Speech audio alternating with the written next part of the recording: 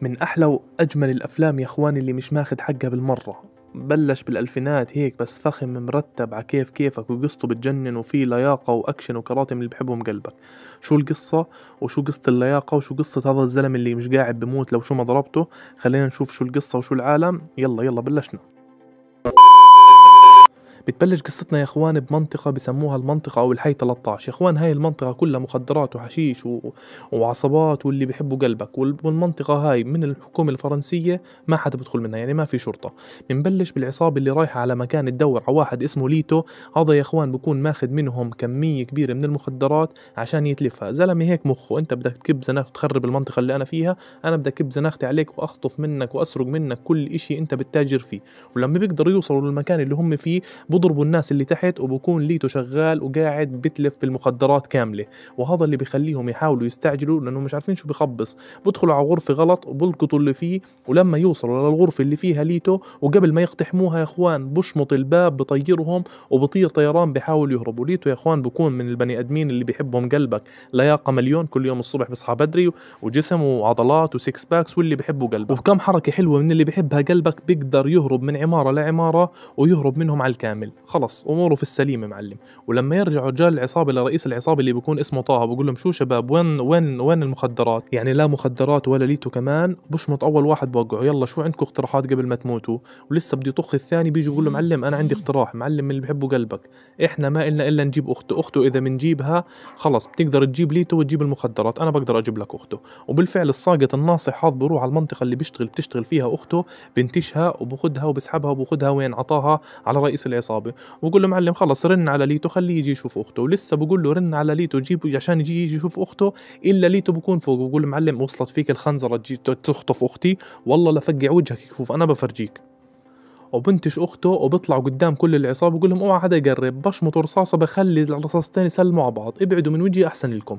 وبالفعل معلم ليتو واخته باخذوا طه بيركبوا سياره بكون زخ رصاص عليهم يا اخوان، بس بيقدر ليتو يهرب. وطيران معلم وين؟ على طرف المنطقه 13 بكون في هناك مغفر بس في حاله. بدخل على رئيس المغفر بقول له معلم هذا رئيس العصابه وهي المخدرات، يلا القي القبض عليه يلا احبسه. وهون يا ابو الغوالي بتكون المصيبه، رئيس الشرطه معلم بيخلي طه ياخذ المخدرات وياخذ اخته لليتو ويطلع، وبحبس ليتو بقول له معلم خليك انت ما فيش عليه قضايا، انت اللي عليه قضايا. ولما بيطلع طه رئيس العصابه بقول له الشرطي انه انا ما بقدرش عليهم بخاف يقتلوني يا غالي، انا ما ماليش دخل. بقول له مالكش دخل، خايف من الموت. بشمطوا بيعملوا شاورما وبقتله. نسيب ليتو محبوس ونروح لضابط شرطه بكون زارع حاله جوا عصابه مخدرات عشان يلقطهم ويلقط كل المصاري المزيفه اللي بيعملوها، وبكون فاقع الشعر وداخل فيهم دخله من اللي بيحبوا قلبك.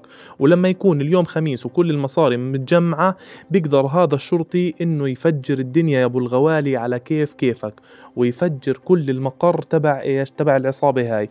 وبشلح هذا بيطلع اصلع، لا بيطلع اقرع من اللي بحبوا قلبك، وبكون زلمه فخم على كيفك، شغل كاراتي وشغل مسدسات، زلمه ضابط قد العالم.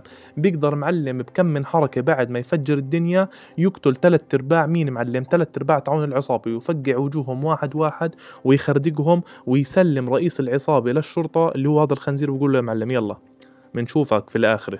شو بدك بالطويلة؟ هاي العملية بتخلي المسؤولين عنه يرقوه، يقولوا له معلم بما انك زلمة هيك قد حالك في منطقة اسمها المنطقة 13 كانت داخلة سيارة تحت الشرطة، بيجوا ناس بيفجروها من الأولاد الصغار، والعصابة تحت المخدرات اللي جوا بتسرق من جوا صاروخ، يعني هذا خطر ولازم نرجع هذا الصاروخ. والعصابة اللي جوا مش قليلة، وبدنا اياك تدخل على المنطقة هاي وتقدر ترجع لنا الأغراض تاعونا. هيني بقول لك احنا بدنا انت زلمة قد حالك. ويا سيدي عشان انت ما بتعرف المنطقة، في شاب اسمه ليتو هذا عايش في المنطقة وبيعرف كل دهاليزها، هو محبوس، بنجيب لك اياه وبنعرفكم على بعض بالعقل وخليه يساعدك. وبالفعل معلم بروحوا على ليتو بيكون قاعد بتدرب جوا الزنزانة، بقول له معلم تعال بدنا ننقلك على مكان ثاني.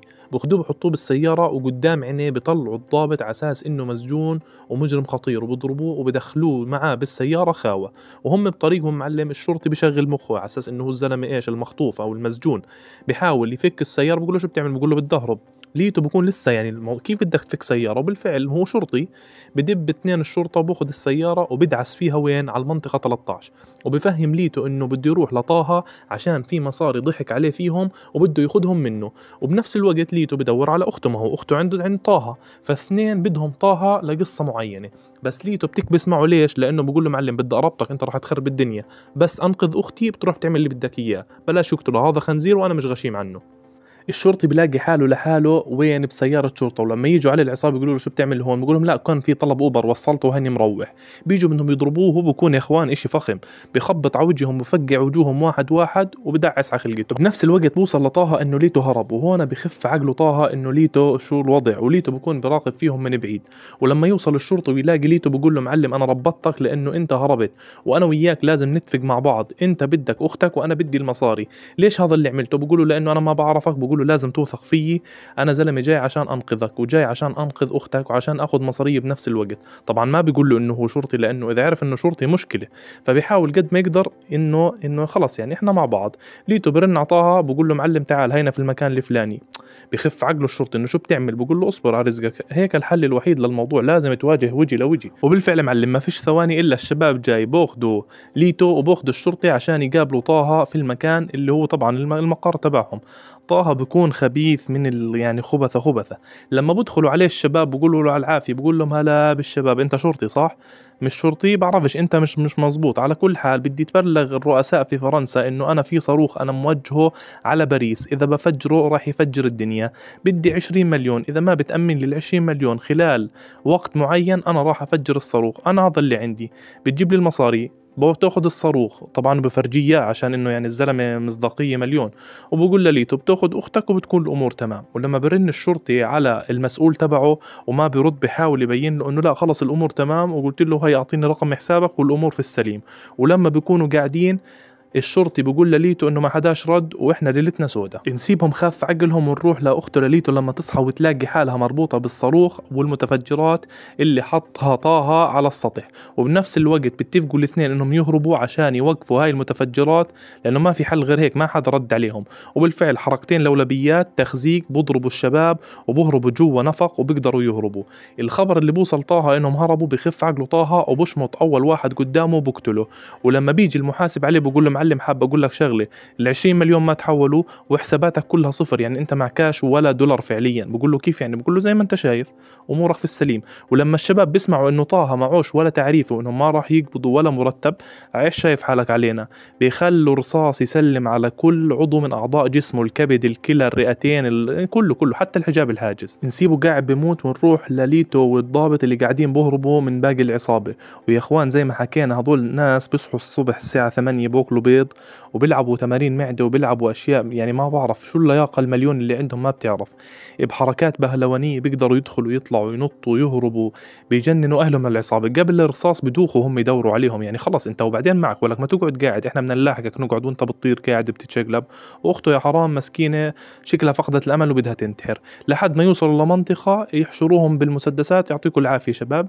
بيجي الحج الناصح هذا بقول لهم شو الوضع؟ بقولوا له اسمع أنت اطلع منها، خلينا إحنا نخلص من المتفجرات اللي بدها تفجر باريس وبعدين احنا بنتفاهم على موضوعنا، وبتاخذ المصاري واللي بدك اياه والمخدرات. خلص المهم بخدروه، فبقول لهم يلا روحوا انهوا الموضوع، خلص روحوا وقفوا المتفجرات.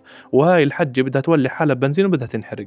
نسيبها ونلاقي الناصح اللي عمره 400 سنة. يا اخوان هذا قديم كثير من ايام يأجوج ومأجوج، كثير ناصح وكثير طويل. اول ضربة من الشرطي على الفاضي، الطوب عبارة عن بسكوت هذا اللي بنحط في الشاي، ما حدا بيقدر يوقفه، ولا بوكس ولا شلوط ولا اي اشي، معدته قد الأربعة. هذا اللي بيخلي ليتو يربطه بطريقة بهلوانية ويلفلف عليه الحبال وما يخلي في منطقة إلا تتربط، عشان يجي الضابط في طوبة من اللي بيحبها قلبك هاي بيفقع مخه، المخيخ الصغير بوقع بميل وبيموت. هذا إشي يعني أغمى عليه، ما مات أغمى عليه بس عشان نكون عارفين. وبالفعل معلم بيطلعوا أخته بتكون قربت تنتحر وتعبي حالها بنزين ونار، بيجي بنقذها وبصحصحها والأمور تمام. والشرطي بدوره برن على المسؤول تبعه بقول له معلم أنا قدام القنبلة أعطيني الكود عشان نوقفها لأنه قربت تنفجر. بقول له أكيد قدام القنبلة؟ بقول له هي قدامي. واول ما ببلش يحط الكود بنتبه ليتو انه الكود مربوط باسم المنطقه 13. فبقول له غريب الموضوع معلم. بقول له ايش الغريب؟ ابعد بدي احط الكود. بقول له هذا الكود اذا حطيته راح تنفجر هسه وتفجر المنطقه كامله، هذول بدهم يخلصوا منا. وببلشوا يدقوا ببعض، الشرطي بده يحط الكود وليتو بمنعه يحط الكود لانه شايف انه في اشي غلط في الموضوع. بقول له انت ما بتلاحظ انه السياره اللي شفناها ما كانت متفجره وهم ضحكوا عليك؟ لا تتهبل يا زلمه. بضلهم يضربوا بعض لحد ما تصفر القنبله وما تتفجر بالمره. وبيعرف الضابط انهم ضحكوا اشتبكوا عليه وكانوا بدهم يفجروا المنطقة 13 بالقنبلة باللي فيه، ولما بينزلوا رجال العصابة بيخلوهم ياخذوا القنبلة ويضلهم رايحين. وبنفس الوقت المسؤولين بيكونوا خاف عقلهم لأنه ما صار انفجار ولا إشي معلم، إلا داخلين عليه ليتو والضابط بالقنبلة، بيقول له سيدي هاي القنبلة جبنا لك إياها، الله يسعدك شو الكود اللي كنت تحكي لي عنه اللي مربوط في نفس اسم المنطقة 13؟ خلينا نحط الكود قدامك ونشوف شو القصة. طبعا الضابط بتوتر عشان القنبلة راح تنفجر فيه ويموت ويتفجر. وبنفس الحركة بيكونوا الشباب قاعدين بيصوروا فيه وبث لايف مباشر على القنوات، وبنفضح وبنشر عرضه انه هو كان بده يفجر المنطقة باللي فيها. وبآخر الفيلم بيمسك الضابط ليتو بيقول له بنروح على منطقة 13 ودير بالك على اختك لانها كثير حلوة، دير بالك يا ابو الغوالي. نرجع بداية الجزء الثاني يا اخوان، وبكون مرق 3 سنين على اخر قصة صارت من الجزء الاول. وبنفس الوقت بنلاقي ليتو هارب من الشرطة لانه قاعد بفجر الجدار العازل ما بين المنطقة بي 13 وبين باقي المدن. وبنفس الوقت بكونوا الشباب بضربوا الشرطة بالاحجار عشان يبعدوهم عن المكان. وخلال ال3 سنين هذول المنطقة هاي بتتطور وبصير فيها عصابات جديدة، وبصير عصابات من جميع الاطياف ومن جميع الجنسيات. وبنفس الوقت بيمسك ليتو واحد من العصابات وبقول له معلم فكك من الجدار، هذا الجدار بحمينا، خلينا نشتغل على كيفنا نتاجر بالسلاح وبالمخدرات، سيبنا منه. نسيبهم نروح لشحنة بطيخ كبيرة واصلة وجواها مخدرات لواحد من العصابات الكبيرة، رجل عصابات فخم. ولما يوصلوا خبر انه المخدرات امورها تمام بنلاقي مين قاعد معاه على الطاولة؟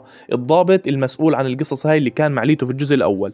وبوصل الخبر للناس اللي معه برا انه الامور تمام وبدنا ندخل اللي جايين ياخذوا المخدرات واحد واحد عشان اقدر اخدرهم واسلمكم اياهم مربطين. وبالفعل معلم ببلش يدخل فيهم واحد واحد ويخدرهم ينيمهم عشان يقدر يسلمهم للحكومة، لانهم هم تجار مخدرات وهذا شغله الزلمه. وبكون في دعم برا بظبط اموره، بكون متنكر بشخصيه بنت حلو وبنت يا اخوان، يعني قصه مرتبه. والناس بتبلش تدخل عشان يحاولوا ينقذوه من العصابة اللي جوا. وبالفعل معلم هو كمان زلمة سفاح، يعني ببلش يفقع وجوههم واحد واحد لأنهم هم كمان كثار مش قلال. يعني بيكون العصابة وعنده زلام وعنده قصص وفي لوحة 2 مليون دولار حقها، يعني قصة طرمة. الفيلم بكون مش مركز عليها كثير. المهم نرجع لموضوعه اللي ببلش يضرب فيهم واحد واحد عشان يقدر يطلع من المكان اللي هو فيه بعد ما سيطر على المسؤولين عن المخدرات، وبيحاول يهرب منهم من جميع الطرق يا اخوان، جميع الطرق. ولما بقرب ينحشر وما في مكان يطلع منه بلاقي فتحة صغيرة في باب وشوية بهلوانيات معلم، بدخل منها وبيحاول يطلع من الجهة الثانية، بلاقي حاله في مركز المخدرات وصناعة وطباخة المهم طبخ المخدرات. بيطلع يمين بشمال بسلم رئيسه معلم، بقول له هاي اللوحة وهاي الناس اللي كانوا بيشتركوا في المخدرات وامورك في السليم. نتركه ونروح لواحد من كبار المسؤولين بفرنسا اللي بيجتمع مع كتير من رجال الاعمال، بقول لهم يا اخوان هاي المنطقة 13 لازم نهدها كامل ونطلع هدول المجانين ونطلع فيها بنايات وعمارات ونستثمر، هذه لها قصة، بس لازم نرتب شغلة نوقعهم فيها عشان الرئيس يتخذ هذا القرار والتفجير. شو بدك بالطويل يا معلم؟ شو بيعملوا؟ بحطوا سيارة فيها بنتين، مش هدول الشباب لهم قصة، البنتين بيكونوا في مكان غريب، بيجوا عليهم الشرطة معلم شو بتسووا هون؟ ما شو بتسووا هون؟ بيروح هذا المسؤول بيبعت واحد من الضباط اللي عنده، بقول له معلم خلص مشي الشباب وحط الشرطة في السيارة تاعتهم. أول ما يدخلوا بالسيارة تاعتهم بيطخطخهم بيقتلهم كاملين، وبكونوا هدول واحد من الشباب بيصور اللي صار بالكامل، وبأخذوا هدول السيارة بحطوها بشاحنة. وين بنزلوها جوا الحي اللي هو بي 13 المنطقة 13 قدام واحدة من رجال العصابات الكبيرة، وبروحوا عشان يستفزوا رجال العصابات بضخوا رصاصة، فالعصابة بترد عليهم بسلاح كامل، وبيصوروا كل هذا الحكي إنه العصابة هي اللي قتلت الشرطة وتمادت على رجال الحكومة. المهم يا ابو الغوالي، وعشان الفيلم يركب صح بروحوا للضابط اللي بيكون شريف وبيعرف المنطقة هاي، بيفقعوه معلم تلبيسة قضية من اللي بيحبوا قلبك، بحطوا له مخدرات ودخلوا عليه الشرطة، بيقولوا معلم انت عرفنا المصاري هي بتجيبها يا قراع، انت بتتاجر في المخدرات، على السجن يا ابو الغوالي. بأخذوه على السجن وبيحبسوه عشان الخريطة تزبط، وبروحوا للرئيس الفرنسي وبفرجوه الفيديو اللي هو قتلوا فيه العصابات الشرطة، بيقولوا له معلم لازم نفجر المنطقة كاملة. بقول لهم وين الضابط اللي اشتغل قبل هيك؟ بيقولوا له لا هذا تبع مخدرات سيبك منه، احنا بدنا نحط ضابط من عندنا. وبعد حكي كثير ويمين وشمال الرئيس بوافق والأمور في السليم. وبالفعل الفيديو بنتشر إنه المنطقة طخت على الشرطة والقصة بتفيع في كل المكان، حتى الشباب اللي كانوا بيقول لك إحنا ما طخينا يا عمي، إحنا ما طخينا على الشرطة، وبتصير ميمع جوا المنطقة لأنه خلص بتصير مصايب. وهذا الخنزير اللي استلم محل الضابط بكون قاعد بيراجع بالكاميرات، بيلاقي واحد من الشباب اللي صور المنطقة بقول لهم جيبوا لي اياه، لانه هذا صور القصة اللي عملناها وراح يجيبنا حلقة رابعة، روحوا دوروا لي عليه. الشاب يا ابو الغوالي اللي صور بكون فهم الطابق وبسحب الميموري من التليفون وبروح لليتو بقول له معلم احضر الفيديو اللي جوا بتفهم الطابق كامل، وبيحاول يهرب بس الشرطة بتمسكه عشان ياخذوه يعرفوا شو القصة وبدهم ياخذوا الفيديو منه. ما هو الفيديو اذا انتشر مشكلة معلم، كل اشي بيخرب. نسيب القصة هاي ونروح للضابط اللي مسجون ورايح على الزنزانة، بروح بفقع الاثنين اللي معه بضربهم بقول لهم بدي التليفون اغلبكم، بسجل رسالة صوتية لليتو بقول له معلم تعال طلعني لانه في قصة طرمة لازم نحلها مع بعض. وبنفس الوقت هذا الضابط الخنزير بكون عرف انه الشاب اعطى الميموري لليتو لانه اخر واحد حكوا معه على التليفون، فبيبعت ناس عشان يجيبوه لانه اذا الفيديو انتشر برضه مشكلة، هم مشكلتهم الفيديو. ليتو اموره في السليم وبيفتح بالخزانات وبظبط اموره، لسه ما بيعرف وين، يعني مش عارف انه في ناس جيته ومش عارف انه الحكومة وصلت لهاي النقطة بالضبط. فعشان هيك بكون ماخذ حياته على الطبيعية وبتدرب والأمور في السليم، وقاعد بيحضر الفيديو اللي بعطاه إياه الشاب، وقاعد بربط الأمور ببعض، إنه هاي السيارة شو جابها هون، وكيف هاي السيارة انطخت رجال الشرطة غاد والسيارة إجت على الحي. فالموضوع ملبس تلبيس، والقصة بتبلش تخلط براسه إنه كل القصة عشان يفجروا المنطقة اللي هو عايش فيها، والمنطقة اللي عايش فيها معلم بالنسبة له خط أحمر، يعني هو بحبش حدا يجي فيها بالمرة، خلص بحب منطقته عمي حتى لو إنها كلها مشاكل ومصايب. بعد ما تزبط معاه الموضوع ويعرف شو الطابق على الكامل، ما بيلاقي معلم حاله إلا في 50 واحد حواليه من الشبابيك من الابواب بدهم يحاولوا يمسكوه عشان يقدروا ياخذوا منه الفيديو. وهون معلم بقدر اقول لك انه شوي تحولنا لسبايدر مان، بتصير شوية حركات، يعني انت ليتو كيف طرت هيك يا زلمة؟ والله سبايدر مان ما طار الطيران هو. المهم يمين بشمال بطيران بحركات بهلوانية بده يحاول يهرب منهم يا زلمة. حدقوا من زمان جماعة اللياقة العالية، حكينا بوكل البيض الصبح، يعني قصة الشباب بيحاول قد ما يقدر يمين بشمال يهرب منهم بكل لياقته، بالآخر السيارة بتنحشر وبيقدر يغليها. شو بدك بالطويل معلم؟ الفيديو اللي انتشر بيخلي الشباب بحالة شغب وقصص، انتوا بدكم تحكوا عنه نحن منطخ على الشرطة، طب احنا ننطخ عن جد على الشرطة. نسيبهم بالميمعة ونروح لليتو اللي قرر ينقذ صاحبه اللي بالسجن اللي حكى عنه اللي هو الضابط. بروح لمخفر الشرطة، يعطيك العافية حبيب انا زلمة تبع مخدرات وحشيش ومجرم سابق بدي انسجن. بقول له لازم تعمل قصة، ما مزبوطش اسجنك هيك. بقول له والله طب خود هاي، بشمطوا راس بوقعه، فبضطروا يسجنوا. شو ضرب رئيس السجن، شو بدنا في الحكي. وهم ماخدينه على السجن، بفقع تبع اللي مربطه هذا الشرطي، وبروح بدور بالزنزانات لما يلاقي الأقرع. بقول له هي ولك شو مالها صارعتك طولاني، تعال أطلعك. بقول له أنا طلعتك بس طلعنا من هون. بقول له طب تخافش، أنا وأنا صغير كان يسموني القرد، المونكي بالإنجليزي. وبيحاولوا يطلعوا، نسيبهم قاعدين بالمصايب تاعتهم ونروح لقصة ثانية.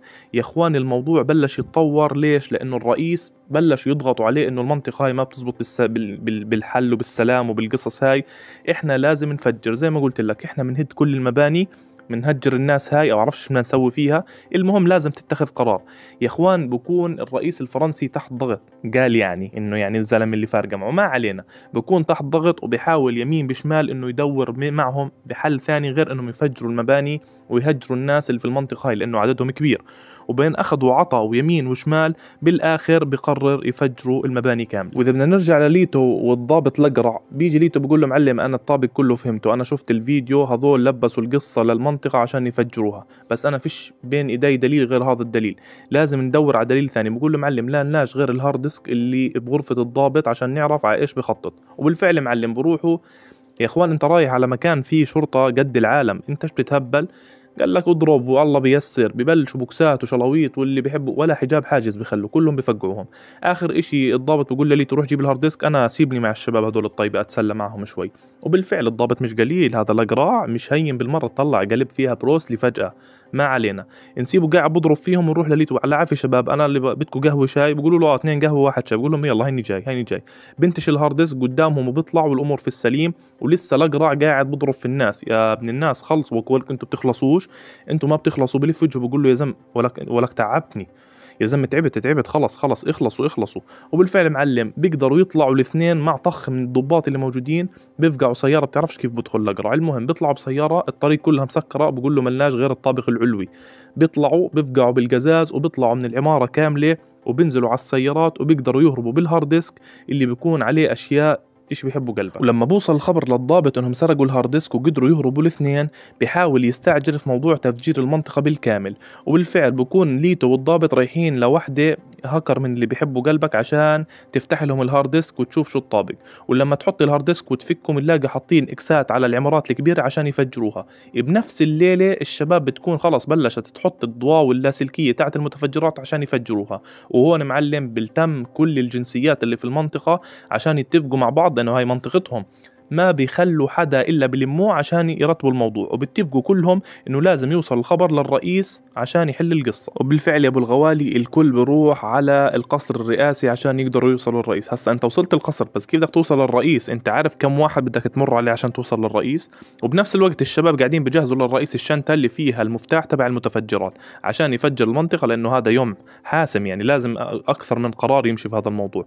وليتو والشباب قاعدين بيحاولوا بكل الطرق إنهم يدخلوا على القصر عشان يوصلوا للرئيس عشان يوصلوا له الفكرة اللي هم استنتجوها من وراء الخنزير اللي قاعد زي الوسواس بنخر في راسه انه يلا فجر، امورك طيبة، امورك في السليم، راح تكون الامور تمام. لحد ما الشباب تحاول تقدر توصل، يعني هم لازم يوصلوا، ما انت بتزبطش، لازم توصل. بيجي الشاب بيقول له معلم المتفجرات جاهزة والامور طيبة. اول ما بوصل ليتو والضابط بلاقي قدامهم الخنزير اللي طخ على ايش سيارة الشرطة بطريقة معينة، بيقولوا له يعطيك العافية سلم على الشهداء اللي معك، وبدخلوا جوا. ولما يجي هذا الشايب يوصل الشنطة للرئيس عشان يفجر ما بيلاقي إلا ليتو والشباب الطيبة كلها بوجهه على العافية سيادة الرئيس، لا احنا بس بدنا نفرجيك فيديو قبل ما تفجر المنطقة. ليتو بروح بظبط السي دي بكون متكتك وضاغطه جايبه DVD من اللي بيحبوا قلبك. وأول ما يشغل الفيديو الرئيس بنصدم من اللي بيشوفه، نفس السيارة اللي فرجوه إياها بالحي إنه العصابة طخت على الضباط اللي فيها، بكون واحد من الضباط تبع الخنزير اللي وراه هو اللي طاخخ. بقول له انت خنزير، انت ناسي تصبغ سكسوكتك، لازم تصبغ سكسوكتك عشان تزبط. لما يشوف حاله وقع بيهدد الرئيس بسلاح انه يفجر المنطقة. الرئيس يعني يا روح ما بعدك روح، ولسه بده يفجر. مين اللي بقرر يتدخل؟ الضابط الأقرع. قلت لك القرعة هاي مش من فراغ، بكبس عليه معلم تسعية الأبعاد، بشمطه على عينه، بوقع سوالفه وباخذ المسدس وبنتهي الموضوع على خير. الرئيس بكون خف عقله وبلفوه زي الخوالي، كيف لما لفوا فرهود بياخذوه بشيلوه. والرئيس بقول لليتو شو اللي بدك اياه؟ بقول له معلم انا بديش اشي، انا بدي تظبطوا لنا الحي يصير زيه زي اي منطقه في فرنسا، باريس وغير باريس معلم، احنا بدنا نظبط الدنيا. بقول له الرئيس إلك مني هذا الحكي والامور في السليم، انا اللي بدي اياه منك شباب بتلم شبعتك ويلا روحوا، بديش اشوف ولا واحد هون.